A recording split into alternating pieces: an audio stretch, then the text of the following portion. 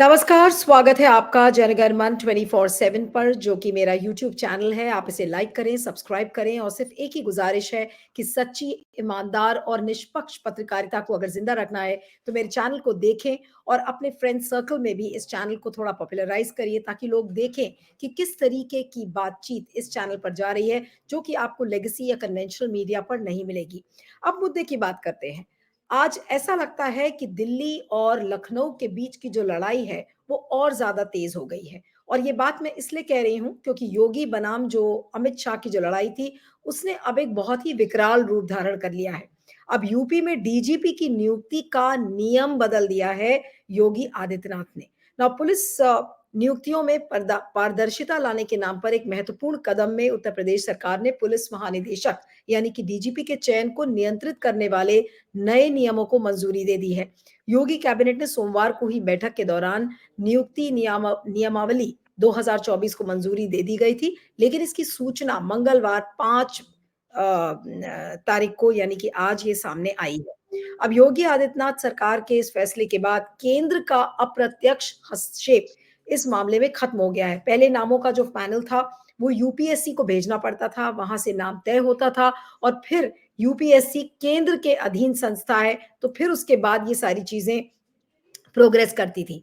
अब इन नए नियमों के तहत एक रिटायर्ड हाईकोर्ट के जज की अध्यक्षता वाली समिति चयन प्रक्रिया पूरा करेगी और ये बदलाव करते हुए कहा गया है कि इन दिशा निर्देशों का मकसद ये तय करना है कि चयन प्रक्रिया राजनीतिक और कार्यकारी हस्तक्षेप से मुक्त रहे।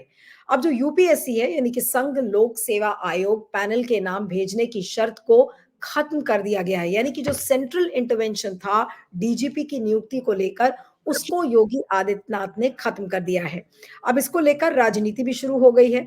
उधर आम आदमी पार्टी के संजय सिंह ने कहा है कि भई अमित शाह अपना डीजीपी अपॉइंट करना चाह रहे थे, योगी आदित्यनाथ अपना डीजीपी अपॉइंट करना चाह रहे थे और उनके कार्यकाल को 2 साल की उसकी मियाद बढ़ा दी गई है।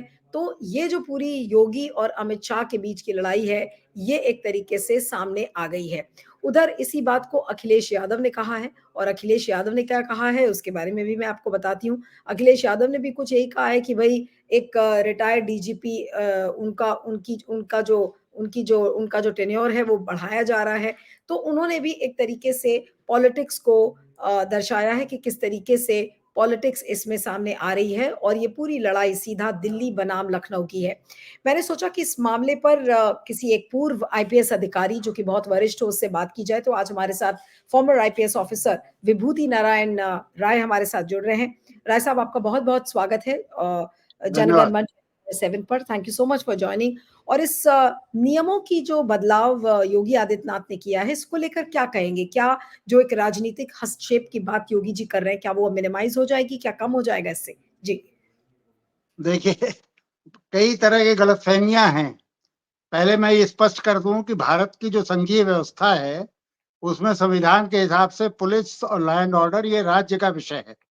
तो ये गलतफ़हमी शायद हो गई है कि डीजीपी के अपॉइंटमेंट में कोई केंद्र का हाथ था, ऐसा नहीं है। लेकिन ये बात अलग है कि केंद्र का हाथ इस तरह से रहता है जैसे श्रीमती इंदिरा गांधी के ज़माने में जब आईजीपी उस ज़माने में उत्तर प्रदेश का सीनियर पुलिस अफ़सर होता था, डीजीपी हो गया है सीनियर मोस्ट, तो उनका कोई भी अपॉइंटमेंट बिना माखनलाल फौतेदार या आर.के. धवन की के टेलीफ़ोन कॉल्स के बिना नहीं होता था। लेकिन होता उत्तर प्रदेश सरकार मतलब जो भी राज्य सरकार करती थी, वो राज्य सरकार के ही मतलब दिखाया जाता था कि उन्होंने ही किया है। तो ये जो अभी नई स्थिति आई न, ये तो पिछले कुछ वर्षों पूर्व जब ये प्रकाश सिंह केस में सुप्रीम कोर्ट ने इस तरह का एक फैसला दिया था कि डीजीपी के लिए अधिकारियों का एक पैनल बनेगा वरिष्ठ अधिकारियों का, 5 या 6 अधिकारियों के नाम जाएँगे, संख्या थोड़ा मैं भूल रहा हूँ और उनमें से फिर 3 का पैनल वो लौटाएँगे यूपीएससी और उन 3 में से किसी एक को मुख्यमंत्री अपॉइंट करेगा। तो इसमें अमित शाह या जो होम मिनिस्ट्री है, उसका कोई दखल नहीं है, यूपीएससी भी एक संवैधानिक संस्था है। अब इन्होंने देखिए इसमें दिक्कत क्या हो रही है? दिक्कत ये हो रही है कि हर मुख्यमंत्री की इच्छा ये है कि वो पुलिस का राजनैतिक दुरुपयोग करे और उसके लिए एक प्लेएबल डीजीपी लाए और ये जो प्रेजेंट मुख्यमंत्री है उनकी भी यही इच्छा होगी। अब इन्हें दिक्कत हो रही थी कि ये बहुत जूनियर अफ़सरों को अब पोस्ट करना चाहते थे डीजीपी और इन्होंने पिछले 2.5 साल से जूनियर अफसरों को पोस्ट किया, वो पैनल भेजा ही नहीं यूपीएससी में। तो अब जो नया नियम आ रहा है इसमें यूपीएससी भेजने की उन्हें ज़रूरत ही नहीं है। वो खुद एक कमेटी बना है, जो हाई कोर्ट के जज होंगे उनका अपॉइंटमेंट यही करेंगे। तो आपने उत्तर प्रदेश में पिछले तमाम इंक्वायरी कमीशंस की हालत देख ली है, जिसमें अलग-अलग रिटायर्ड जजों को नियुक्त किया गया और सरकार के खिलाफ उसमें किसी का फैसला नहीं गया। कई एनकाउंटर्स हुए हैं, आपने कानपुर में देखा और भी तमाम जगहों, तो ये एक आईवाश हो जाता है। तो इसमें भी यही होगा, वो किसी जूनियर अफसर को पोस्ट करना चाहते हैं, इसलिए वो नहीं चाहते कि सीनियर अफसरों का पैनल यूपीएससी में भेजा जाए और फिर वहाँ से जो 3 नाम आए उनमें से वो किसी एक को नियुक्त करें। अब वो जिसको चाहेंगे उसको करेंगे। पिछले 2 ढाई सालों से यही हो रहा है कि जूनियर अफसरों को ऑफिशिएटिंग डीजीपी बना रहे हैं। तो ये एक खराब परंपरा थी, ऐसा नहीं करना चाहिए। लेकिन इसमें केवल एक ही जो आप जिसे बेनिफिट ऑफ डाउट कह सकते हैं उत्तर प्रदेश के जो प्रेजेंट मुख्यमंत्री हैं उनको, वो ये है कि सभी मुख्यमंत्री ये करते रहे। अखिलेश यादव जी के ज़माने में उन्होंने एक ऐसे अफ़सर को डीजीपी बना दिया, जिससे सीनियर 12, 14 या 15 लोग थे। यानी वो सबसे जूनियर डीजी रैंक के अफ़सर थे, और उन्हें बना दिया गया। और मुलायम सिंह जी ने बाकायदा एक प्रेस कॉन्फ्रेंस कह के कहा कि मैंने तो इस अफ़सर को इसके धर्म की वजह से डीजीपी बनाया है। तो ये एक बुरी बात है, एक जिसे आप कह सकते हैं कि बहुत ही गैर ज़िम्मेदार परंपरा है, जो जिससे मुक्त होना चाहिए, जिसमें हर मुख्यमंत्री चाहता है कि प्लायबल कोई अफ़सर आके बैठ जाए डीजीपी के तौर पे और वो जिस तरह से चाहे उस तरह से इतना बड़ा जो पुलिस का तंत्र है, उसको चलाता रहे। इसमें भी ये यही तो हो रहा है। साफ दिखता है कि भई आपको आपकी मर्ज़ी का जो डीजीपी है आप उसे अपॉइंट कर लेंगे, इसीलिए आपने नियम को भी बदल दिया है। लेकिन अभी आप अखिलेश यादव और मुलायम सिंह यादव की बात कर रहे थे, इसलिए मैं व्यूअर्स के लिए पढ़ना चाह रही थी कि अखिलेश ने क्या बोला है। अखिलेश ने ट्वीट किया है कि सुना है किसी बड़े अधिकारी को स्थायी पद देने और उसका कार्यकाल 2 साल बढ़ाने की व्यवस्था बनाई जा रही है। सवाल ये है कि व्यवस्था बनाने वाले खुद 2 साल रहेंगे या नहीं? कहीं ये दिल्ली के हाथ से लगाम अपने हाथ में लेने की कोशिश तो नहीं है, दिल्ली बनाम लखनऊ 2.0। अब ये बात अखिलेश यादव ने लिखी है कि ये तो पूरी दिल्ली बनाम लखनऊ की लड़ाई है और 2 साल का कार्यकाल तो इनका कर दिया गया है, लेकिन 2 साल तक योगी जी बने रहेंगे, इसको लेकर कोई श्योरिटी नहीं है। तो इस पर क्या कहेंगे? ये जो दिल्ली बनाम लखनऊ की जो एक साफ-साफ लड़ाई दिखती है, उसमें पुलिस महकमे का क्या हो रहा है, उससे ना अमित शाह को मतलब है और ना योगी आदित्यनाथ को मतलब है। सब अपना-अपना जो राजनीतिक किला है उसको बरकरार रखने की कोशिश करने में लगे हैं। देखिए, ये तो आपने बिल्कुल सही कहा, लेकिन फिर मैं आपको ये स्पष्ट कर दूँ आपके व्यूअर्स को कि डीजीपी के अपॉइंटमेंट में दिल्ली का कोई हाथ हो नहीं सकता, कॉन्स्टिट्यूशनली नहीं हो सकता, क्योंकि संविधान के मुताबिक ये पुलिस और लॉ एंड ऑर्डर ये स्टेट का सब्जेक्ट है। तो इसमें दिल्ली का हस्तक्षेप नहीं हो सकता। लेकिन ये भी बात सही है कि दुरुपयोग आखिर दिल्ली नहीं कर रही है, आप बताइए, वो सीबीआई के डायरेक्टर और डायरेक्टर ईडी और डीआरआई और तमाम संस्थाओं के तो मुखिया केंद्र सरकार अपॉइंट करती है, उनका किस तरह दुरुपयोग होता है आप खुद ही देखती हैं। तो ऐसा नहीं है कि अगर केंद्र सरकार का कोई हस्तक्षेप हो तो डीजीपी बेहतर काम करने लगेगा। वो तो वहाँ वो दुरुपयोग कर रहे हैं, यहाँ ये करेंगे। और फिर मैं कहूँगा, देखिए, इसमें किसी एक राजनैतिक दल को दोषी ठहराना उचित नहीं है। आपने आप पार्टी का देखा, उनके पास पहली बार पुलिस आई जब वो पंजाब में उनकी सरकार बनी, तो उन्होंने उसका इस्तेमाल ये शुरू किया कि दिल्ली में अपने विरोधियों को पंजाब पुलिस से उठवाना शुरू कर दिया। तो ये एक बड़ी दुर्भाग्यपूर्ण स्थिति है। इसमें जब तक जनता के अंदर से एक बहुत प्रतिरोध नहीं होगा और एक आंदोलन नहीं होगा कि हमें ऐसी पुलिस नहीं चाहिए जो राजनीतिक आकाओं के इशारे पे कुछ भी कर दे। हमें एक सभ्य पुलिस चाहिए जो संविधान का पालन करे, जो कानून कायदों की धज्जियाँ ना उड़ाए। लेकिन वो एक दूर की कौड़ी है। मुझे नहीं लगता कि अभी फ़िलहाल उसकी कोई उम्मीद हमें करनी चाहिए। जो ये नियम बदलने की बात है, क्या ये एक बड़ी नॉर्मल सी चीज़ है कि क्या ये हमेशा जब डीजीपी के अपॉइंटमेंट्स होते हैं, तो भई कोई भी मुख्यमंत्री चाहे वो इस तरीके की नियमावली बदल ले और बदल कर उसको ज अपने मनपसंद का अगर डीजीपी अपॉइंट करना है तो कर ले। क्या ये एक बहुत ही डेंजरस नॉर्म बन सकता है या बनता देखिए, है? पहली चीज़ तो मैं स्पष्ट कर दूँ, कोई नियमावली नहीं थी। सुप्रीम कोर्ट ने एक आदेश कर दिया था। ये लगभग उसी तरह है जैसे आप देखिए, इसके पहले भी तमाम निर्भया वाला कांड हुआ। जब तक कि संसद ने कानून नहीं बना दिया तब तक सुप्रीम कोर्ट ने जो गाइडलाइंस दी थी वो चलती रहीं। या ये जो आपका राजीव गांधी जी के ज़माने में ये जो मुस्लिम महिला को तलाक के बाद भत्ता दिलाने वाला कानून था, मैं नाम भूल रहा हूँ उस महिला का, तो वो भी सुप्रीम कोर्ट ने एक आदेश कर दिया था, लेकिन बाद में संसद ने कानून बना के उसे बदला। तो ये तो विधायिका का और कार्यपालिका का अधिकार क्षेत्र था। सुप्रीम कोर्ट ने कुछ गाइडलाइंस इशू की थी। जब तक उन गाइडलाइंस के से भिन्न कोई कानून ना बन जाए, कोई नियमावली ना बन जाए, तब तक वो चल रहे थे। तो ये कोई ऐसी बड़ी चीज नहीं थी। ये एक गाइड, लेकिन अब पेंडोरास बॉक्स खुल गया।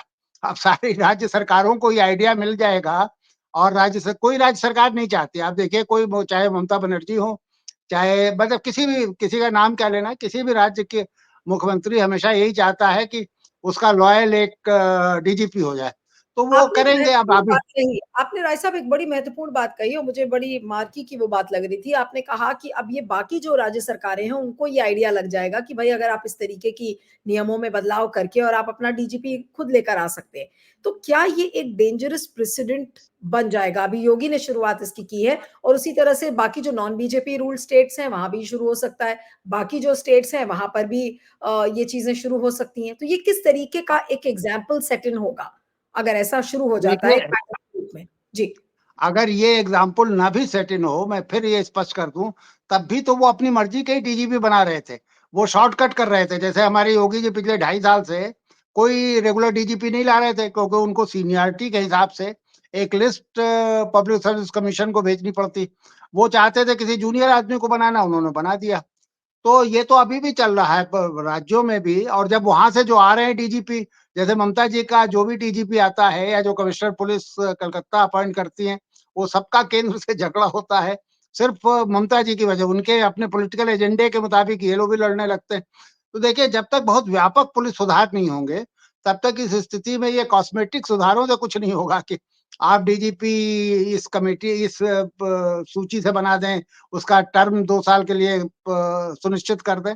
इन सब से बात बनेगी नहीं। हमें बहुत व्यापक और बुनियादी पुलिस सुधारों की जरूरत है। और मुझे अफसोस है कि हमारी किसी भी पॉलिटिकल पार्टी में इन सुधारों को लेके सिंसियरिटी नहीं है।